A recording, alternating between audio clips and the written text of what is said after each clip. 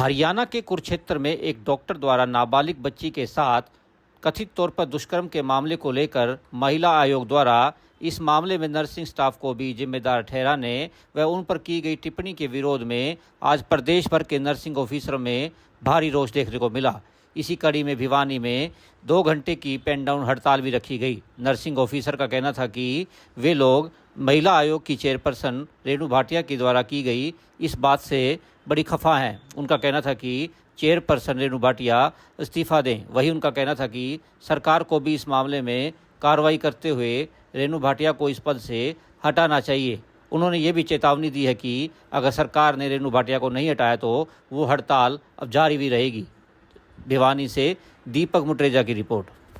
Union जिंदाबाद, nursing union जिंदाबाद, कुर्सी से खींच लेंगे कुर्सी। यूनियन जिंदाबाद, नर्सिंग यूनियन जिंदाबाद, भाईचारा रेणु भाटिया माफी मांगे, रेणु भाटिया माफी मांगे, रेणु भाटिया माफी मांगे, रेणु भाटिया माफी मांगे। और जो आज हमारी 2 घंटे की स्ट्राइक है 10 से 12 बजे तक, ये पूरे हरियाणा में है। और ये इसलिए है कि जो रेणु भाटिया हैं मैडम, उन्होंने हमारे जो नर्सिंग स्टाफ के ऊपर जो एलिगेशन लगाया है वो बहुत ही गलत लगाया है। वो हमारे साथ साथ हमारे बच्चों तक भी चली गई है, तो ये बहुत ही गलत बात है उनकी। हम मानते हैं, देखो घटना हुई 29 तारीख को, मैडम आई 7 तारीख को। आप बताओ 10 दिन वो कहाँ थी? और दूसरा, उन्होंने 10 दिन के अंदर हमारी कोई भी नर्सिंग ऑफिसर की बात नहीं आई और उन्होंने एकदम से आए और मीडिया में ये उसी टाइम मीडिया वालों ने जो भी थे उनके साथ वीडियो बनाई है, सार्वजनिक कर दी उन्होंने एकदम से। तो ये गलत था। एक लेडीज होते हुए भी देखो, उस बच्चे के साथ जो अन्याय हुआ है उसके लिए हम साथ हैं।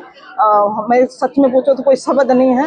उस आदमी को मैं तो कहती हूँ फांसी से बजाय बहुत गंदी मौत देनी चाहिए, ताकि 10 बंदे और डरें। अगर मैंने भी ऐसा किया तो मेरे साथ ये व्यवहार होएगा। तो थोड़ा सा हमारे जैसे विदेशों में है, किसी के हाथ काट देते हैं, किसी के पैर काट देते हैं, तो कुछ तो सरकार एक अच्छा कदम उठाए इसके लिए। कितनी बेटियों को इनके कहते ना जंगल से बच नहीं पाती। इतना बड़ा आदमी जो कि पीएमओ की सीट से मतलब एक्स पीएमओ रहा हुआ है, उसके बावजूद उसको दोबारा लिया गया है। इससे पहले भी कह रहे हैं कि ऐसा केस था जिसमें ये जेल गया था, उसके बावजूद उसको लिया गया है। तो ये कहाँ है? ये सिस्टम में गलत है ना, ये सिस्टम गलत है।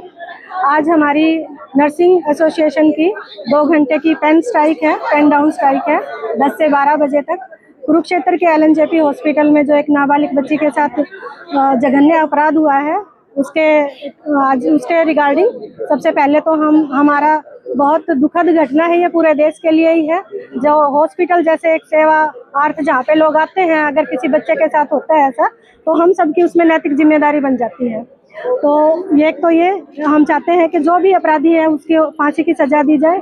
दूसरा, रेणु भाटिया जो कि महिला आयोग की चेयरपर्सन है, उनके द्वारा ये जो भी प्रकरण था उसको बिल्कुल ही चेंज कर दिया गया। उन्होंने सारा का सारा आरोप हमारे नर्सिंग कैडर पे लगाया है और बताया है कि उनकी मिली भगत थी, जो कि निराधार है।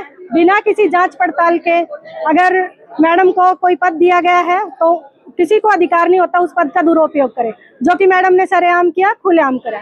हमारे बच्चों के लिए अनहोनी की मांग की सोशल मीडिया पर, पूरी गैदरिंग के सामने, सार्वजनिक रूप से। और हमारी ये जो स्ट्राइक है सिर्फ इसलिए है, एक तो अपराधी को फांसी की सजा दी जाए, दूसरा सार्वजनिक रूप से मैडम माफी मांगे और अपने पद से इस्तीफा दे, क्योंकि वो इस पद के लायक नहीं है। मेरे संज्ञान में जो कल बात आई है, रेणु भाटिया मैडम ने जो मिस हैपनिंग 29 तारीख को हुई थी, 29/5 को, इस दौरान न ध्यान देते हुए 7/5 को जब LNJP हॉस्पिटल का निरीक्षण किया, उस दौरान उन्होंने किसी डॉक्टर के पास एक छोटी बच्ची को देखा और कहा कि ये लड़की का इस डॉक्टर के साथ रेप हुआ है। इसमें नर्सिस दोषी हैं, नर्सिस की ही मतलब सारी गलतियां उन्होंने बता दी। लेकिन हमारे प्रोफेशन के अंदर जो हमारी ड्यूटीज होती है वो सभी क्लिनिकल ड्यूटियां होती हैं। हमें जो नर्सिंग केयर देनी होती है वो हमें पेशेंट को देनी होती है। OPD पे जब पेशेंट आता है तो वहाँ पे हमारी जो भी क्लास हो सर्वेंट भी काम कर सकती है, वो भी एज अटेंडेंट काम कर सकती है। डॉक्टर्स हर OPD में, अगर हमारी सिविल हॉस्पिटल के उसको उठाया जाए तो हमारी OPD के अंदर कम से कम भी हमारी 24 OPDयाँ चलती हैं। हमारे यहाँ 79 से 80 डॉक्टर्स काम कर रहे हैं, तो हमारी कुल टोटल 137 नर्सिंग ऑफिसर्स हैं। क्या हम एक नर्सिंग ऑफिसर को एक डॉक्टर के साथ बिठा दें? पेशेंटों को हम वार्डों में रोता हुआ छोड़ दें? क्या हमको उनके लिए सुविधाएं ना दें? हमारी जो स्टाफ नर्सिस की ड्यूटीज होती है 24/7 ड्यूटीज होती हैं, उनके दौरान हमारे पेशेंट्स को जो डॉक्टर के द्वारा प्रिस्क्राइब ट्रीटमेंट होता है वो दिया जाता है और पेशेंट की हिस्ट्री को